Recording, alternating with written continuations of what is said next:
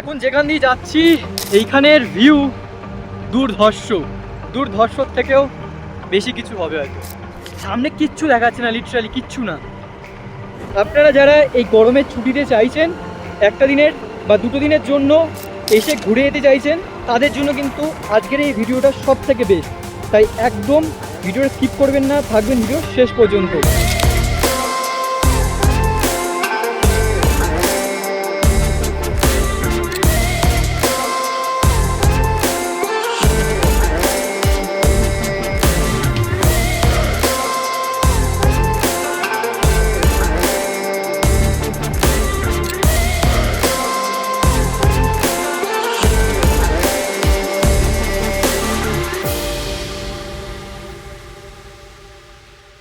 কলকাতা থেকে পাহাড়ের দিকে রওনা দিয়েছি, কিন্তু মজার ব্যাপার হলো এইবারে কোনো রকম গন্তব্য নেই, কোথায় ঘুরবো তার কোনো রকম প্ল্যান নেই। আর তার সাথে পাহাড়ে থাকার মতো কোনো হোটেলের বুকিংও নেই। জানি না এইবারের ভিডিওতে কী করতে চলেছি। দার্জিলিং হতে পারে, মিরিকও হতে পারে, অথবা অজানা কোনো অফবিট গ্রামও হতে পারে, আবার ইচ্ছে করলে নেপালের বর্ডার পর্যন্ত চলে যেতে পারি। সত্যি বলতে এই মুহূর্তে আমি জানি না কোথায় গিয়ে পৌঁছাবেন, তবে এইটুকুনি জানি পাহাড় ডাকছে আর সেই দিকেই আমি ছুটে চলে আসছি। তবে এইবারের ট্রিপটা কিন্তু সম্পূর্ণ পরিমাণে আলাদা। আমি যেখানে ঘুরতে যাই আগে থেকে সেখানে প্ল্যান করিনি, তবে এইবারে কিন্তু আমার কাছে কোনো প্ল্যান নেই। আর আমার পেছনে রয়েছে আজকে আমার ট্রেন 12,363 কলকাতা হলদিবাড়ি এক্সপ্রেস, যা কিনা কলকাতা থেকে ছাড়ে সকাল 9টা 5-এ আর নিউ জলপাইগুড়ি গিয়ে পৌঁছায় রাত 7টার সময়। আর এই মুহূর্তে আমাদের সিট হচ্ছে B2 থার্ড এসি। যাই এখন কি সিটে বসে পড়ি, আর তার সাথে আপনাদেরকেও ভিডিওটা কন্টিনিউ করি।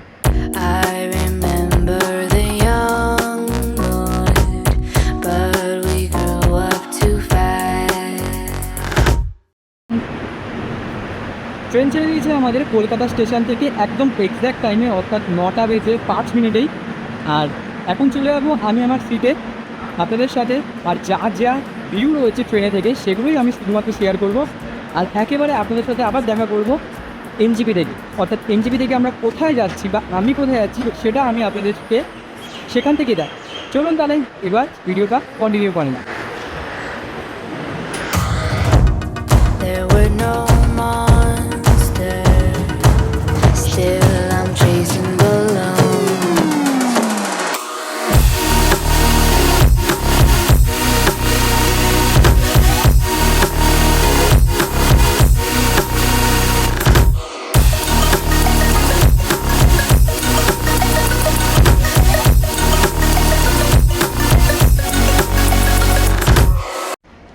অবশেষে প্রায় 1.5 ঘন্টা ট্রেন লেট করে পৌঁছে গিয়েছি নিউ জলপাইগুড়িতে। আর এখান থেকে চালু হচ্ছে আসল অ্যাডভেঞ্চার। আগে যাই একটু খবর নিই, ছাড়বো দেখি নাস্তা আমাদেরকে কোথায় নিয়ে আসে। এনজিপিতে পৌঁছে ছোট্ট একটা হোটেলে কাটিয়ে দিয়েছিলাম। পরের দিন সকালে দাদাদের সঙ্গে একটা স্কুটি নিয়ে বেরিয়ে পড়লাম পাহাড়ের পথে, গন্তব্য শিটং। তবে সত্যি বলতে কোনো নির্দিষ্ট প্ল্যান ছিল না, যেদিকে মন চেয়েছে সেদিকেই চলেছি। শিলিগুড়ি থেকে পাহাড়ে ওঠার সেই বিখ্যাত রাস্তা, যেখানের পাশাপাশি ছুটে চলে টয় ট্রেনের লাইন আর চারপাশে মেঘে ঢাকা পাহাড়, সেখান থেকেই শুরু হয়েছিল এই অজানা সফর।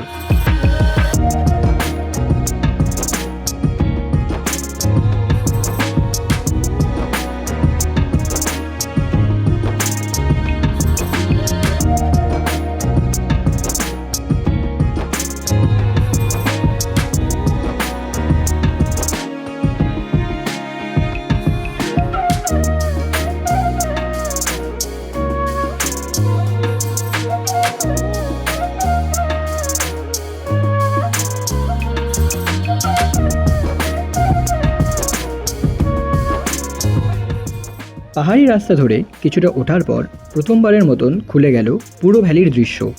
নিচে সবুজ পাহাড়, দূরে মেঘের স্তর, আর চারপাশে এক অন্যরকম শান্ত পরিবেশ। এই অঞ্চলটা মূলত তিস্তা ভ্যালির অংশ, তাই এখানকার বেশিরভাগ ভিউ পয়েন্ট থেকেই পাহাড় আর নদী ঘেরা বিশাল ল্যান্ডস্কেপ দেখা যায়। এখান থেকেই বুঝতে পেরেছিলাম আজকের যাত্রাটা বেশ স্মরণীয় হতে চলেছে।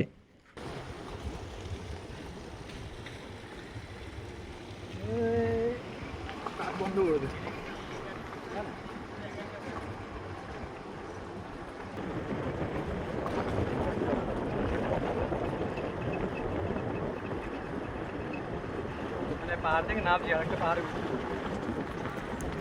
এরপর পৌঁছে গেলাম শিবখোলায়।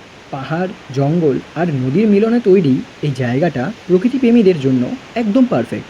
শিবখোলা মূলত তার পাহাড়ি নদী আর শান্ত পরিবেশের জন্য পরিচিত। অনেক বাইকার এই রুটে একটু থেমে প্রকৃতির কাছাকাছি কিছু সময় কাটাতে পছন্দ করেন। শহরের ব্যস্ততা থেকে দূরে শুধু প্রকৃতির শব্দ আর পাহাড়ের শান্তি। তো এখানে একটু এই উঁচু বোল্ডারটার উপরে উঠেছি, আর তার সাথে দুর্দান্ত একদম অবিশ্বাস্য সুন্দর ভিউ। তবে জায়গাটাতে আলাদাই একটা শান্তি আছে।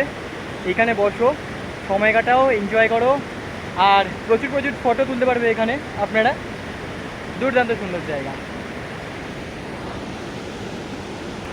তবে এইসব পাহাড়ে উঠলে বা এরকম বোল্ডারে কিন্তু উঠলে সাবধান, প্রচুর কিন্তু এরকম স্লিপ রয়েছে, স্লিপারি জায়গা, ঠিক আছে, তাই সাবধান। যাই, এবার নেমে যাই। এবার দেখা যাক নেক্সট কোথায় যাই। যেখানেই ভালো লাগবে সেখানেই দাঁড়িয়ে পড়বো, সেখানেই ভিউ নেব, সেখানেই আপনাদেরকে দেখাবো। এই শিবখোলাতে রয়েছে একটি শিব মন্দির ও একটি কালী মন্দির। তো এই হলো শিবখোলা মন্দির, শিব মন্দির। চলুন তাহলে ভেতরে প্রবেশ করি। আর বাইরে কিন্তু এখানে পুজো দেওয়ার ব্যবস্থা আছে, চাইলে আপনারা এখান থেকে ডালি কিনে কিন্তু পুজো দিতে পারবেন। চলুন ভেতরে প্রবেশ করি। ভেতর থেকেও আমি কিন্তু এই মন্দিরটা পুরোপুরি ঘুরে দেখেছিলাম। সত্যি কথা বলতে গেলে একেবারে দুর্দান্ত। আর মন্দিরের ভিতরে রয়েছে প্রচুর পরিমাণ শান্তি, যা কিনা পাহাড়ের সৌন্দর্য আরও বেশি পরিমাণে বাড়িয়ে দিচ্ছিল। আর এই মন্দিরের চারপাশে এরকম জায়গা আছে, এখান থেকে বেশ প্রদক্ষিণ করতে পারবে এরকম। চলুন একটু প্রদক্ষিণ করে দেখিয়ে দিই। আর দুর্দান্ত সুন্দর।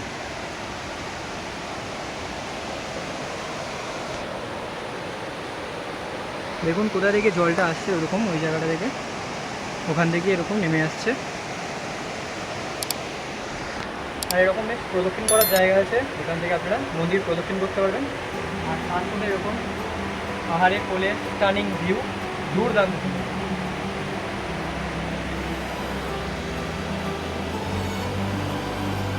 শিবখোলা ছাড়িয়ে যত উপর উঠছিলাম ততই আবহাওয়ার পরিবর্তন চোখে পড়েছিল।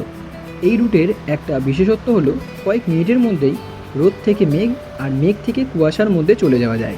পাহাড়ের গা বেয়ে ধীরে ধীরে নেমে আসছিল, আর রাস্তার প্রতিটা বাঁক যেন এক নতুন কোনো দৃশ্য উপহার দিচ্ছিল। আর এরকম উপর দিকে কি লাগছে,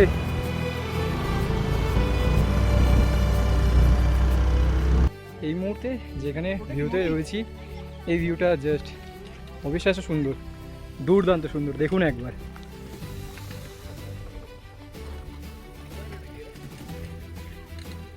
উফ, কি দারুণ লাগছে। আর তার সাথে এরকম পুরো চা বাগান, পুরো চা বাগান ভর্তি, আর এই দুর্দান্ত সুন্দর ভিউ।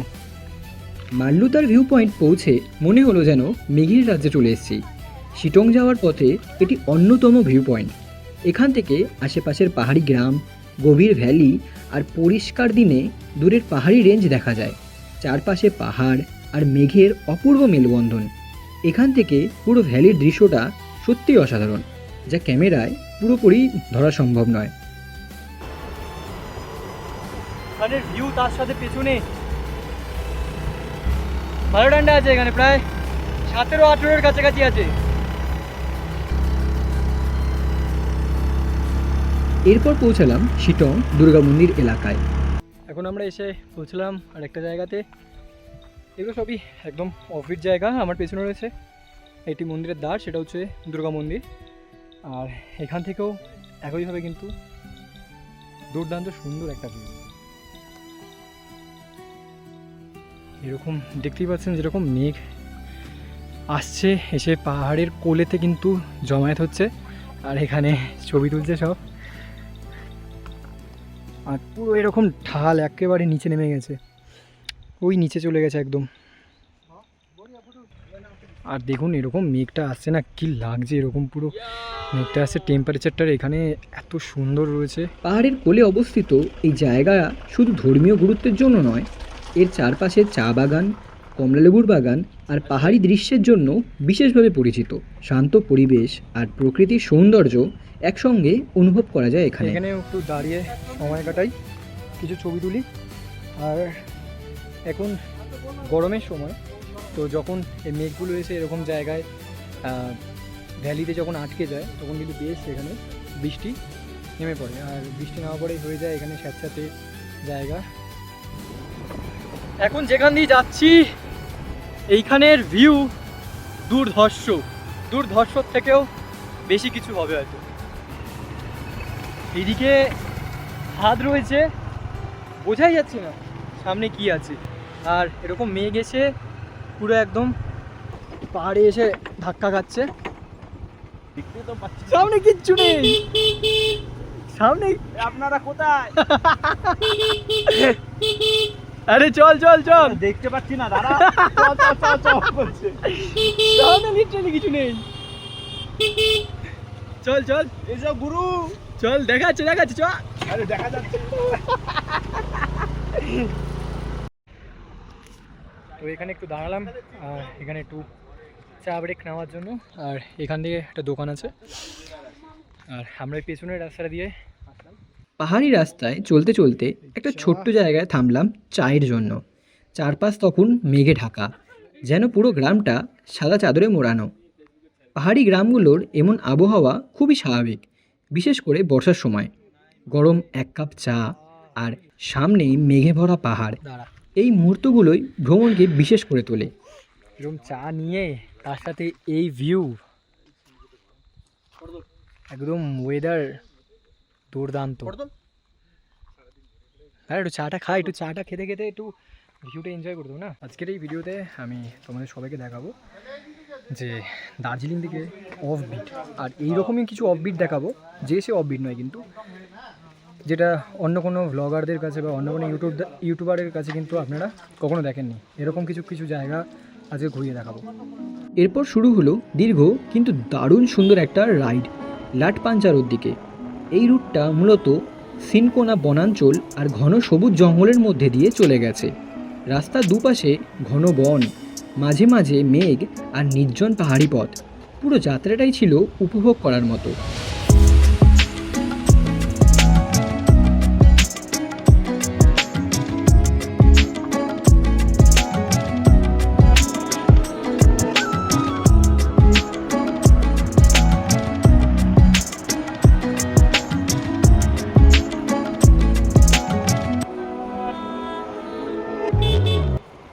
ওই জায়গার পরে এখন আমরা এসে পৌঁছেছি লাটপাঞ্চর। আর এটা হচ্ছে একটা গ্রাম। আর আমার পেছনে রয়েছে এখানেরই একটা ছোট্ট ওয়াটারফল, আর যেরকমটা দেখতে পাচ্ছেন আপনারা। আর এটা হচ্ছে এইদিকে হচ্ছে লাটপাঞ্চর যাওয়ার গ্রাম। এই গ্রামটাতেও কিন্তু আপনারা চাইলে অফবিট হিসেবে আসতে পারেন। এখানে একটি সুন্দর মনিস্ট্রি আছে, সেই মনিস্ট্রিটাও কিন্তু আপনারা ঘুরে দেখতে পারেন। আর এই লাটপাঞ্চর জায়গাটায় বেশ আপনারা কিন্তু, যদি আপনাদের কাছে ক্যামেরা থাকে বা বাইনোকুলার থাকে অবভিয়াসলি, তাহলে আপনারা প্রচুর কিন্তু পাখিরও কিন্তু সন্ধান পাবেন। লাটপাঞ্চর দার্জিলিং পাহাড়ের এক শান্ত ও তুলনামূলকভাবে কম পরিচিত গ্রাম। এটি বিশেষভাবে পরিচিত তার বার্ড ওয়াচিংয়ের জন্য। বিশ্বের বিভিন্ন প্রান্ত থেকে পাখিপ্রেমীরা এখানে আসেন বিরল প্রজাতির পাখি দেখার জন্য। এখানে কোনো ভিড় নেই, নেই কোনো তারা, শুধু পাহাড়, জঙ্গল, মেঘ আর এক অন্যরকম প্রশান্তি। এবং বর্ষার সময় কিন্তু আমার যে উপর দিকে যে জায়গা দেখতে পাচ্ছেন সেখান থেকেও কিন্তু জল খুব গতিতে কিন্তু নিচে নেমে আসে বর্ষার সময়। এই জায়গায় এইখানে আমি যেখানে দাঁড়িয়ে আছি এখানে কিন্তু দাঁড়ানোই যায় না একেবারে, রাস্তায় দাঁড়ালেও প্রচুর কিন্তু জল নেমে আসে তার সাথে। পাহাড়ি অঞ্চলের এই ছোট ছোট ঝর্ণাগুলোকে বর্ষাকালে আরও বেশি প্রাণবদ্ধ হয়ে ওঠে। পাহাড়ের বুক ছিঁড়ে নেমে আসা এই জলধারা পুরো পরিবেশটাকে আরও জীবন্ত ও সতেজ করে তুলেছিল। খুবই শান্ত জায়গা, বেশ সুন্দর লাগলো জায়গাটা। এবার যাওয়া যাক আমাদের নেক্সট প্লেসের দিকে।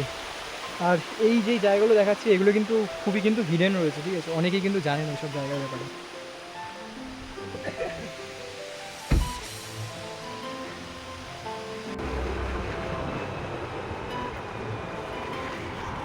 আমরা যেখানেই যাচ্ছি সেখানেই মেঘ এসে জড়ো হয়ে যাচ্ছে আর এত সুন্দর দুর্দান্ত ভিউ দিচ্ছে।